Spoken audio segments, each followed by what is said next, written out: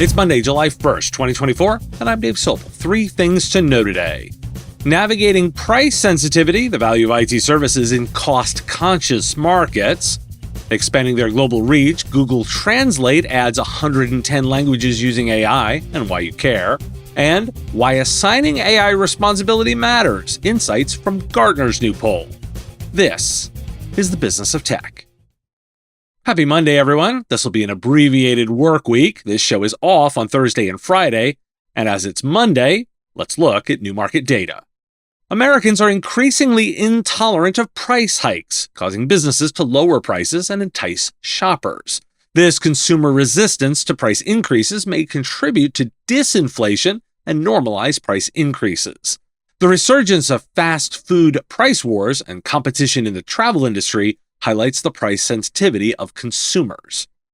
According to a study by PagerDuty, 59% of IT leaders report an increase in high-priority, customer-facing digital incidents over the past year. These incidents hurt companies' brands and revenue streams, with 90% of IT leaders believing outages have reduced customer trust.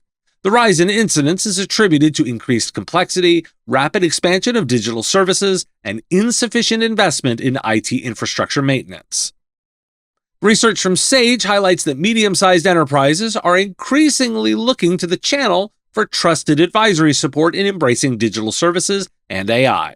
Over half of IT resellers have reported an increased role in providing strategic advice, focusing on AI tools and analytics to stay informed and flexible. Partners are prioritizing the latest technologies to improve agility, optimize business processes, align tech solutions with business goals, and offer insights on industry trends. Labor scarcity is becoming the new normal in the economy of the 2020s, with implications for corporate strategy, growth, and inflation.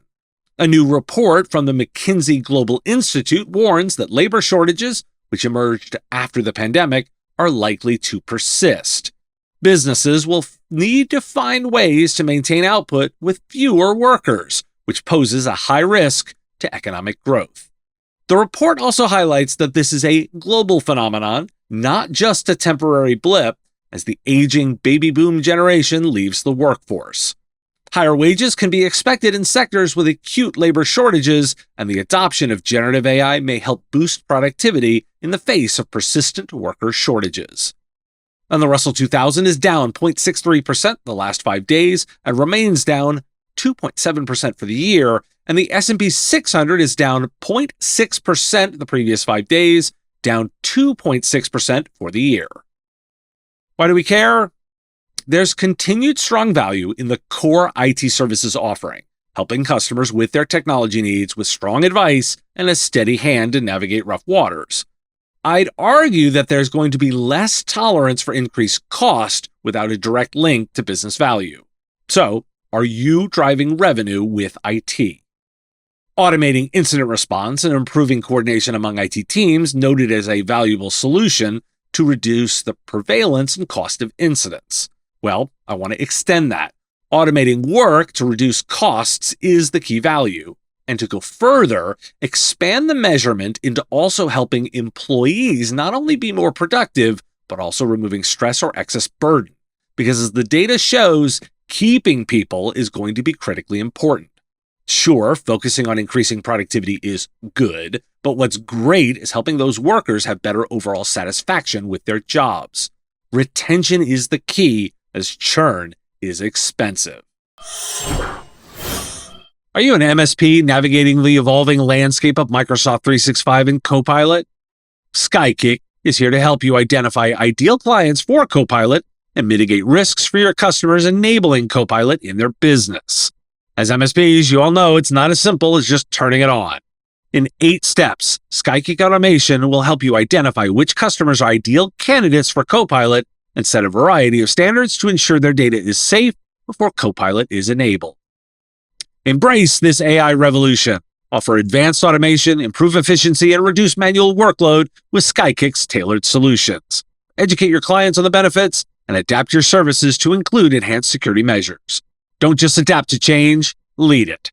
Elevate your MSP business with Skykick and Microsoft's Copilot. Visit skykick.com/MSP Radio to learn more and start transforming your services today. OpenAI is reportedly making more money from its chatbots than Microsoft. While Microsoft initially partnered with OpenAI to sell access to their models together, the terms changed when Microsoft invested more money into OpenAI. OpenAI reached $1 billion in annualized revenue from selling model access, surpassing Microsoft's Azure OpenAI service. Microsoft has cut prices for Azure OpenAI service to compete with OpenAI. However, it needs to be clarified how much Microsoft earns from Copilot and how much OpenAI earns from ChatGPT for enterprises. OpenAI has developed Critic GPT, a tool designed to help human trainers identify ChatGPT code output errors. This tool aims to improve OpenAI's AI models by providing trainers with an AI assistant to spot inaccuracies and write more comprehensive critiques. However, Critic GPT has limitations, including being trained on short ChatGPT answers and the potential for generative AI to cause hallucinations and lead to mistakes.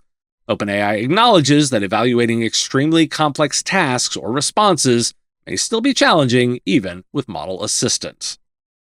OpenAI has announced a delay in launching its advanced voice mode feature for ChatGPT voice assistants. The company needs more time to improve content detection, user experience, and infrastructure scalability. A small group of users will test the feature before being launched to all paying ChatGPT customers in the fall. The release of new voices and a camera understanding feature have also been delayed. And Google Translate is expanding its language support by adding 110 new languages, making it the largest expansion in the company's history. The addition of languages was made possible by Google's Palm 2 AI language model, which excelled in learning related languages. The newly supported languages include Cantonese, which has been highly requested, and a significant number of languages from Africa. Most of the new languages are spoken by at least 1 million people, with some spoken by hundreds of millions. Why do we care? OpenAI is the rocket ship of an energized startup. Microsoft will be the steady, wise investment over time. You can pick your risk tolerance level. Both will do well. But let's focus for a moment on that Google Translate enhancement. AI did that. And that's the trick. We're looking for outcomes less than the technologies themselves. I'm far more interested in Copilot's success than the specific LLM because that's where the benefits to the business and the employees are. We're tracking earlier to gauge what's coming, such as Critic GPT enhancements to Copilot, for example. But the value is in the use cases. According to a recent Gartner poll, 55% of organizations have an AI board, and 54% have a head of AI or an AI leader. The poll highlights the need for an AI board to address multidisciplinary challenges and drive value, but the composition and scope of the board vary. Accountability for AI initiatives is often unclear, and the top focuses of the board remit are governance and strategy. Additionally, organizations have AI leaders more commonly than chief AI officers, as boards prefer to avoid expanding the C-suite. And why do we care? So that's surveyed organizations, and let's assume that skews larger than the broad business population. The insight is not about the percentage, but the assignment of responsibility. A group or person is assigned to it, and the title is less important than the facts that it's been assigned. It's an obvious area for assistance or complete outsourcing for smaller organizations. And that's why we care. The advice continues to be where it's at. Today's episode is supported by CoreView. Your customers need your Microsoft 365 expertise, and CoreView has the only M365 management platform designed for MSPs. Manage hundreds of tenants, automate manual tasks, and monitor compliance, all while intelligently comparing to the baseline. With a no-code control approach, CoreView revolutionizes your Microsoft 365 administration. This powerful platform enables automatic reporting and remediation, ensuring optimal performance and security. The best part? You achieve this high level of service without the need for a large workforce, allowing you to focus on growing your business through efficiency. Want to know more? Visit coreview.com/MSP and find out more. Thanks for listening. Today, International Joke Day, and rather than me try and come up with one, put good ones in the comments if you're on YouTube, or share them on LinkedIn if you're listening to the podcast. Got a comment or a thought? Put it there too. And if you enjoyed the show, the number one thing you can do to help out, share it with a colleague. I'll talk to you again tomorrow. The Business of Tech is written and produced by me, Dave Sobel, under ethics guidelines posted at businessof.tech. If you like the content, please make sure to hit that like button, follow, or subscribe. It's free and easy and the best way to support the show and help us grow. You can also check out our Patreon, where you can join the Business of Tech community at patreon.com/MSP Radio, or buy our Why Do We Care merch at businessof.tech. Finally, if you're interested in advertising on the show, visit mspradio.com/engage. Once again, thanks for listening to me, and I will talk to you again on our next episode of The Business of Tech. Part of the MSP Radio Network.